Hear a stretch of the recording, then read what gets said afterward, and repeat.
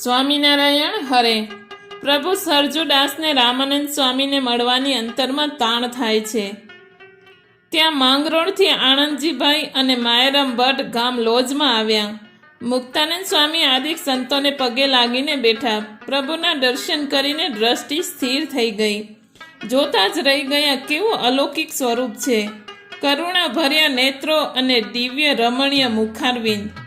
આનંદજીભાઈ અને માયરામ ભટ્ટ પગે લાગ્યા. માયરામ ભટ્ટ કહે છે, સ્વામી, અમે ભુજનગર જવાના છીએ. કાંઈ સમાચાર કહેવાના હોય તો કહો. મુક્તાનંદ સ્વામી બોલ્યા, રામાનંદ સ્વામીને કહેજો, લોજમાં એક અલૌકિક દિવ્ય સ્વરૂપવાન બાલા યોગી આવ્યા છે. તમારા દર્શન કરવા માટે ઉતાવળા થાય છે. વગેરે શુભ સમાચાર આપજો. આનંદજીભાઈ અને માયરામ ભટ્ટ ભુજનગરમાં આવ્યા. ગુરુ રામાનંદ સ્વામીને પગે લાગીને બધી વાત કહી સંભળાવી. વાત સાંભળી રામાનંદ સ્વામી રાજી થયા અને કહ્યું, નીલકંઠવાણીને કહેજો, જો સત્સંગમાં રહ્યાનો ખપ હોય તો થાંભલાને બાથ ભીડીને રહેવું પડશે. થોડાક દિવસ ભુજ રોકાયા, પછી લોજમાં આવ્યા. વાત કરી કે જગતગુરુ શ્રી રામાનંદ સ્વામીએ કહ્યું છે કે સત્સંગમાં રહેવાનો ખપ હોય તો થાંભલાને બાથ ભીડીને રહેવું પડશે. તે જ વખતે પ્રભુએ ઉઠીને આશ્રમમાં થાંભલો હતો તેને બાથ ભીડી. ત્યારે માયરામ ભટ્ટ બોલ્યા, બ્રહ્મચારીજી, થાંભલાને બાથ ભીડીને રહેવું એટલે સત્સંગના સ્તંભ સમાન આ મુક્તાનંદ સ્વામીની આજ્ઞા પ્રમાણે વર્તવું. આવી વાત સાંભળી પ્રભુ થાંભલાને છોડી મુક્તાનંદ સ્વામીને પગે લાગ્યા. ત્યારે મુક્તાનંદ સ્વામીએ બાથમાં લઈને ભેટીને રાજીપો વ્યક્ત કર્યો. આજ્ઞા પ્રમાણે વર્તવામાં જ આનંદ છે, આજ્ઞા લોપવામાં કોપ છે. ભગવાનની આજ્ઞા પ્રમાણે વર્તવાથી આત્મામાં ભક્તિ કરવાનું બળ વધે છે. આજ્ઞા પ્રમાણે વર્તવાથી સદ્ગુણો તેના હૃદયમાં નિવાસ કરે છે. જે ભગવાનના વચન પ્રમાણે વર્તે છે તેના ઉપર ભગવાન સદાય રાજી રહે છે. શ્રીજી મહારાજ વચનામૃતમાં કહે છે, અમે જેમ કહીએ છીએ તેમ નહીં કરો તો તમારે ને અમારે ઘણું છેટું થઈ જશે. ભૂત કે બ્રહ્મ રાક્ષસના દેહ આવશે અને હેરાન થશો. અને જો ભક્તિ કરી હશે તો તેનું ફળ ગમે ત્યારે ઉગી નીકળશે.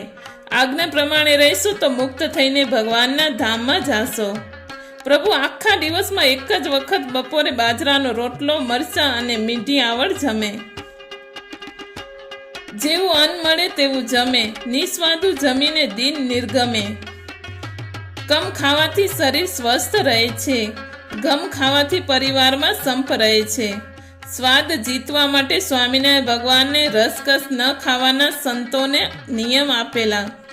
ખાટું, ખારું, તીખું, ગળ્યું વગેરે જમવું નહીં. સાદું ભોજન જમવું. નંદ સંતો ભિક્ષા લેવા જાય, જે કંઈ મળે તે કપડામાં બાંધીને જળમાં બોળે. રસ જળ દેવતાને આપી દે. પછી નીરસ ભોજન જમી ભજન કરે. આ કથા એ બતાવે છે કે સાદા ભોજનથી શરીર સારું રહે છે અને સાત્વિકતા આવે છે. ભગવાનના ભક્તને બહુ સ્વાદિયા ન થવું. ટાણે જે મળે દાળ, ભાત, રોટલી તે જમી લેવું. ક્યારેક શાક ન હોય તો છાશ ને રોટલી જમી લેવી. પેટનો ખાડો જ ભરવો છે ને, બહુ સ્વાદિયા થવું નહીં. ક્યારેક રોટલાનો મેળ ન થાય તો ફળ જમી લેવા, પણ જમવા ટાણે ડખો ગુસ્સો કરવો નહીં. સંતોષ રાખવો. રસાસ્વાદવાળા માણસો ખૂબ દુઃખી થાય છે. એક દિવસ એક વૈરાગી બાવાજી લોજમાં આવ્યા. સંતોએ તેને સદાવ્રતમાંથી અન્ન આપ્યું. બાવાજી બોલ્યા, હમકો સીધું નહીં चाहिए, હમ તો સરજુદાસ કે સાથ ભોજન સ્વીકારેંગે. બપોરનો સમય થયો. પ્રભુ જમવા બેઠા. બાજરાનો અડધો રોટલો ને લવિંગિયા મરચાનો ઘોડો. વૈરાગીએ કહ્યું, હમકો ભોજન ખિલાવો. તુરંત બાજરાનો રોટલો ને મરચાનો ઘોડો પીરસ્યો. બાવાજીએ જમવાનું શરૂ કર્યું. મરચાનો ઘોડો લાડુ જાણીને મોઢામાં મૂક્યો કે તે જ ક્ષણે જીભ અને આંખ બળવા લાગી. સિસકારા કરે છે, બળતરાનો પાર નથી. આંખ અને નાકમાંથી પાણી ટપકે છે. હવે શું કરવું? અકળાઈ ગયો. હમ મર જાયંગે બૂમો પાડે છે. પ્રભુને દયા આવી તેથી કહ્યું, આ બાવાને જલ્દીથી ઘી પાવ, નહીંતર મરી જશે. પછી ઘી પાયું ત્યારે ધીરે ધીરે શાંતિ થઈ. ભગવાનનો વાદ લેવાય નહીં. ભગવાન જેમ કરે તેમ આપણાથી કરાય નહીં. ભગવાને જેમ કહ્યું છે તેમ કરાય. મનમુખી દુઃખી થાય છે. હરિમુખી સુખી થાય છે. આત્માનું કલ્યાણ કરવું હોય તો સત્સંગનો ખપ રાખવો. ખપ વિના જગતમાં કોઈ કાર્ય સિદ્ધ થતું નથી. સહજાનંદ સ્વામી મહારાજની જય.